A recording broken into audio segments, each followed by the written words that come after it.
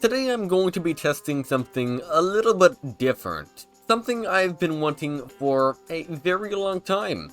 A NVIDIA GTX 980 Ti. Basically a RTX 4090 Ti from 2015.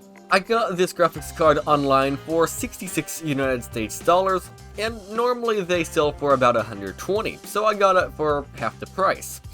Now, you might be thinking there's a catch, and there is indeed a catch. The catch is the cooler sucks. So this graphics card is a X mining card, meaning it was used for mining Bitcoin, for example, and it has some sort of server cooler on it. The thing is, it doesn't have a fan, and the other thing is, the heatsink is way too small. It looks like it's a heatsink for roughly maybe a GTX 750 Ti. That uses about 30 watts. This uses 230, so 200 watts more. Yeah, not ideal. So what I did to try to fix this was I went over and got my GTX 750 Ti and I took the fan shroud and fans off the graphics card and rubber banded them onto the GTX 980 Ti. But that still wasn't enough, so I went over and got a 110 volt fan and pointed it into the case, and I had it turned on to high. And that still wasn't enough. It was still reaching thermal throttling while gaming, so I had to go and come up with another solution. And that other solution is play around in MSI Afterburner. That is a software you can use to overclock or underclock a graphics card, so you can make it more power hungry or less power hungry. And what I've done is I went over and set the power usage to 72%, and I went over and got the core clock and I overclocked it 200 MHz, and I got the memory clock and overclocked it 222 MHz.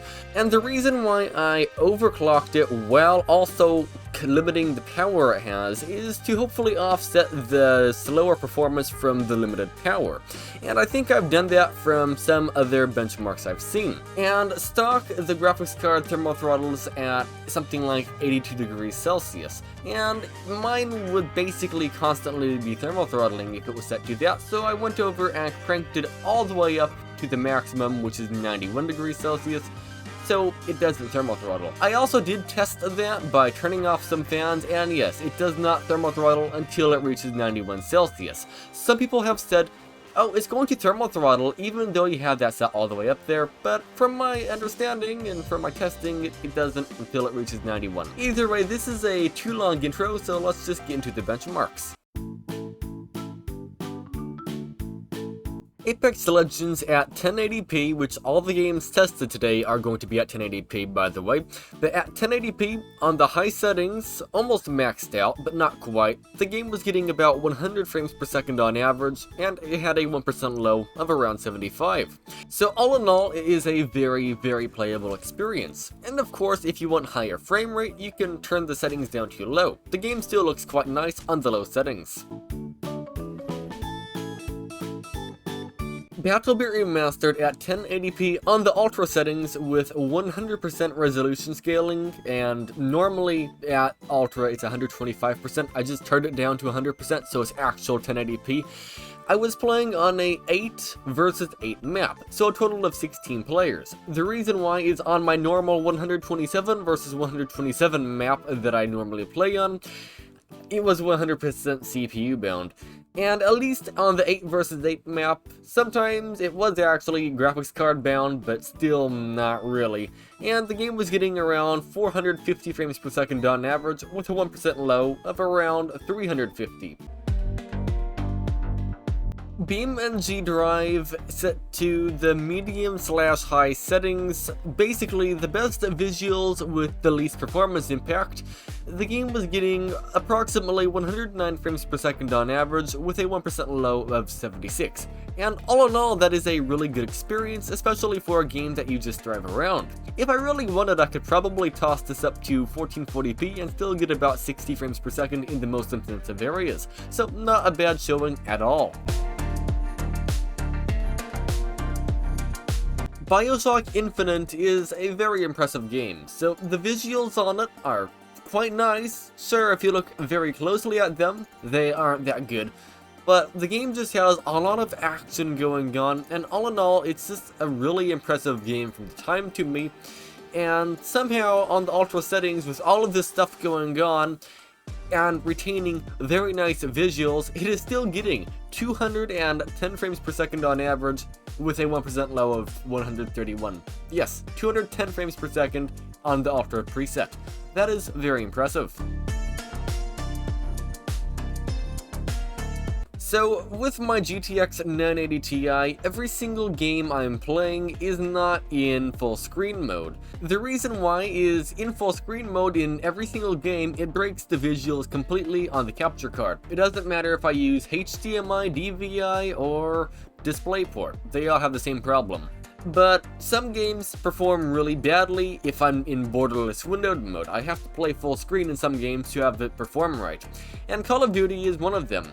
So, not in full screen, I got 90 frames per second on average with a 1% low of 24.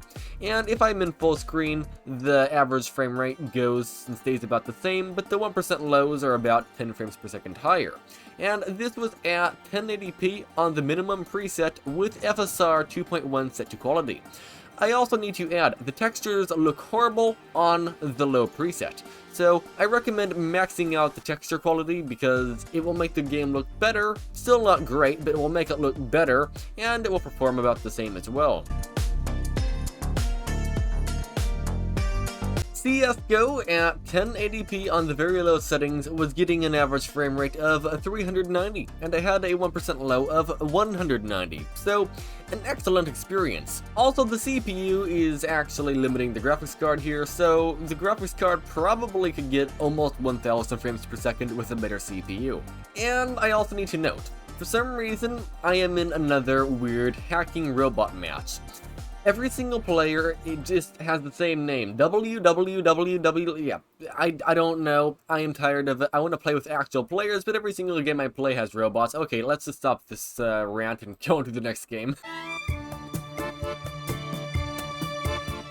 Cyberpunk 2077 is another game that really doesn't like not full screen on this graphics card. The reason why is, look at that frame time graph. It looks like, I don't even know, a centipede's legs with all the frame time spikes. It's insane. It's not unplayable, but it certainly is near. For context, the game gets 64 frames per second on average with a 1% low of 52 at full screen. And it's not really stuttery at all. By the way, this is at the 1080p medium preset with FSR 2.1 set to quality. So overall, the game runs quite nice, and the only way I can actually play it full screen without the capture card going absolutely nuts is to play the game through the capture card, which is not very pleasant, especially because there's so much input lag doing that. But yeah, the game is actually quite playable on the medium preset, which is pretty awesome. Dying Light 1 Enhanced Edition at 1080p on the very high settings was getting about 100 frames per second on average, or 110 if you're full screen, with a 1% low of 60. And again, this is another game that runs better if it's full screen, but not by all that much. And yeah, as you can see, I set it to full screen here and the capture card went all wacko. Fall Guys at 1080p on the high preset was getting about 177 frames per second on average with a 1% low of around 130. And all in all, the game looks and runs very nice. Sure, the textures are very simple, but that doesn't really matter in this case. The game still looks very nice. Fortnite at the medium settings was getting 84 frames per second on average with a 1% low of 56. And that is actually lower than I was expecting, but the thing is, I'm also in the most intensive area of the entire game, the jungle area, and mostly around the water, so I guess I can't really complain all that much. And if I wanted higher frame rate, I could always just set it to performance mode and probably get 180 frames per second at 1440p. But overall, it was a quite nice experience, and for the second time ever in history, I actually won a match, and won the Battle Royale, or something, yeah. GTA 5 on the very high settings, you can turn some up a little bit further, but it's basically almost as high as it will go without absolutely destroying the performance. The game got 107 frames per second on average, with a 1% low of 64. So overall, that is a very good experience, and even in the foliage, the game ran quite nice as well, so not really much to say, it just kind of ran perfectly. Normally I would test Minecraft Bedrock Edition here, but I don't know of any good Minecraft Bedrock Edition non-RTX shaders, so I'm using Minecraft Java Edition instead. And using the Complementary shaders, version 4.3.3, on the high settings with 16 chunks render distance, the game was getting 108 frames per second on average with a 1% low of 72. I also need to note, my world is about 4.5 years old and it has a lot of redstone in it. If you open up a brand new world, it will perform a lot better. It might stutter more as you load chunks in, but overall, a new world will perform a lot better than mine. Overwatch 2 ran excellent. So the game's graphics, sure, they are the absolute highest end things ever, but for context, it looks significantly better than some games like Call of Duty Warzone 2.0, and it performs significantly better as well. It got approximately 150 frames per second on average, and it had a 1% low of 111. And again, it looks quite nice. So yeah, I highly recommend checking out Overwatch 2. I know a lot of people don't like this game, but at least to me, I'd rather have good looking and high performance over maybe a slightly better game design play thing, because I more run around and just look at things, but that's just me. Portal non-RTX ran, well, very good, as expected. The game got 286 frames per second on average and had a 1% low of 220 frames per second. So, I mean, there's not really much to say besides it's buttery smooth. Or smoother than butter, whatever that would be. Rocket League at 1080p on the very high settings is another extremely well optimized game. The game was getting an average frame rate of 290, and it had a 1% low of 115. So overall, not really much to say about it. Even if you had a 4K monitor, you'll probably still get 60 frames per second at the ultra settings on this graphics card from 2015. Sure, it's not a open world huge game or anything like that, but still, it's pretty good looking and it performs amazingly. And now it is conclusion time. Do I recommend you to go out and buy a GTX 980 Ti in 2023 or almost 2024? The answer is it depends, like always. So if it's $64 or cheaper, sure. If it's $120, no. And there's a reason why. So this graphics card, sure, in older games, even in like Call of Duty, it is a very nice graphics card for 1080p gaming. Even 1440p, it can play a lot of games at a pretty high frame rate. But this graphics card series is next up to lose its support by Nvidia, meaning that once it loses support, a lot of new games aren't even going to start opening on this graphics card, let alone running well. And some games like Starfield, for example, I don't own Starfield, but I've watched some videos from Z-Worms Gaming on the Titan X in that game. It's the same generation, just slightly faster. That graphics card can only get 30 frames per second at 1080p on the low settings. For context, the same settings with FSR on the GTX 1060, which is a slower graphics card, ran slightly better and it looked significantly better. The visuals are better on the GTX 1060 than the 980 Ti/Titan X. And that trend is likely to continue with more and more new games releasing, because this graphics card is just really old at this point and not that many people are using them. So they are optimizing the games more towards the more modern hardware. Though a lot of new games like Remnant 2, for example, Starfield, Hogwarts Legacy, and more just aren't really very well optimized in the first place, let alone on the older hardware. But overall, for $64, it is a good graphics card to get. Though, do keep in mind, if you have a proper cooler on yours, okay, and you're running it at the stock settings, you're looking at a power draw of about 230 watts just for the graphics card alone. That will raise your power bill significantly if you game a lot. Sure, when it's idle it doesn't use nearly as much power, but when you're gaming and if you game a lot, that's going to add up over time.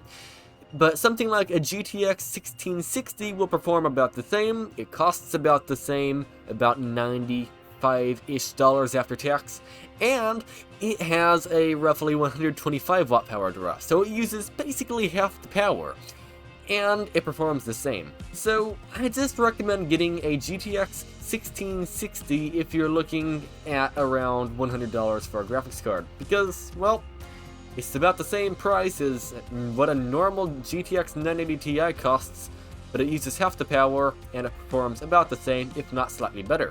And keep in mind, in new games, the GTX 1660 will be better off than the GTX 980 Ti.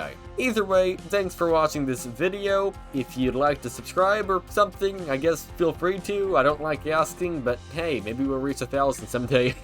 Yeah, thanks for watching and have a good day. Hi, so the video is late, and this is editing me. I've had some issues with the graphics card.